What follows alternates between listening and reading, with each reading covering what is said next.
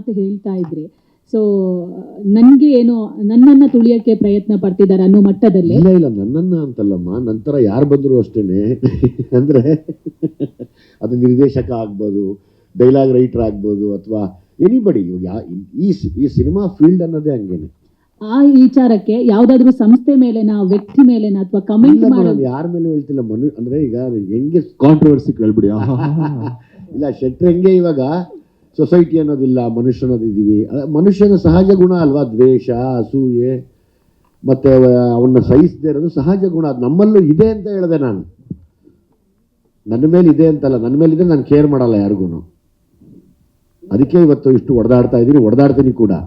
Raj sir, ಈ ಕತೆ ಒಪ್ಕೋಬೇಕಾದ್ರೆ ಒಬ್ಬ ವಿಲನ್ ಪಾತ್ರದಲ್ಲಿ ನಾನು ಬರ್ತಾ ಇದ್ದೀನಿ ಅಂದಾಗ ಯೋಚನೆ ಮಾಡಿದ್ದೀರಾ? ಕಥೆಯನ್ನ ಕೇಳಿದ್ಮೇಲೆ ಇದಕ್ಕೆ ಹೋಗ್ಬೇಕಾ ಬೇಡವಾ, ಆ ಥರ ಏನಾದ್ರೂ ಯೋಚನೆ ಇತ್ತಾ? ಆ ಯೋಚನೆ ಇಲ್ಲ ನೋಡಿ. ನಾನೀಗ ಹೋಗಿ ಮಲಯಾಳಮಲ್ಲಿ ಒಂದು ವಿಲನ್ ಆಗಿ ಮಾಡಿ ಬಂದೆ. ಅದನ್ನೇನಾದ್ರೂ ನಾನು ಕನ್ನಡ ಇದ್ರಲ್ಲಿ ಮಾಡಿದ್ರೆ, ಕನ್ನಡ ಸಿನಿಮಾಗಳಿಗೆ ಲಾಭ ಇದೆ ಅಂತಾದ್ರೆ ನಾನು ಮಾಡಬಹುದು, ಒಳ್ಳೆ ರೋಲ್ ಇದ್ದಾಗ. ಮತ್ತೆ ಇದು ವಿಲನ್ ರೋಲ್ ಅನ್ನೋದಕ್ಕಿಂತ ಈ ಸಿನಿಮಾಗೆ ತುಂಬಾ ಇಂಪಾರ್ಟೆಂಟ್ ರೋಲ್. ಹಾಗಾಗಿ ನಾನು ಇಲ್ಲಿ ತನಕ ಈ ತರ ಮಾಡಲಿಲ್ಲ. ಹಾಗಾಗಿ ನಾನು ಮಾಡಿದೆ. ಆ ಥರ ಲೆಕ್ಕಾಚಾರ ಬರಲ್ಲ. ನಾನು ಫಸ್ಟ್ ಆಫ್ ಆಲ್ ನಾನು ಹೀರೋ ಮೆಟೀರಿಯಲ್ ನಾನು ಮಾಡಿದ್ದು ಒಂದು ಮೊಟ್ಟೆ ಕಥೆಯಿಂದ ಬಂದಿದ್ದು. ಯಾವ್ದು ಒಳ್ಳೆ ಪಾತ್ರ ಇದೆ ಅದನ್ನು ಮಾಡ್ಕೊಂಡು ಹೋಗ್ತೀನಿ. ಮತ್ತೆ ಒಂದು ಪ್ರಶ್ನೆಗೆ ಟೈಮ್ ಇದೆ ಅಂತ ಇವರಿಗೆ ಶೋ ಶೆಟ್ರಿಗೆ ಆ ಪ್ರಶ್ನೆಗೆ ಕಂಟಿನ್ಯೂಟಿ ಆಗಿ, ಅಂದ್ರೆ ಯಾವುದೇ ಕತೆಗೆ ನಿಮ್ಗೆ ಎಕ್ಸೈಟ್ಮೆಂಟ್ ಕೊಡ್ಲಿಲ್ಲ ಅಂದ್ರೆ ಅದೆಷ್ಟೇ ದೊಡ್ಡ ಸಿನಿಮಾ ಆದ್ರೂ ಒಪ್ಕೊಳ್ಳೋದು ಬಹಳ ಕಷ್ಟ ನೀವು. ಸೊ ಇದರಲ್ಲಿ ಮೇಲ್ನೋಟಕ್ಕೆ ಒಂದು ಸೇಡಿನ ಕತೆ ಅಂತ ಅನ್ಸಿದ್ರು ಕೂಡ ಒಳಗೆ ಬೇರೆ ಒಂದು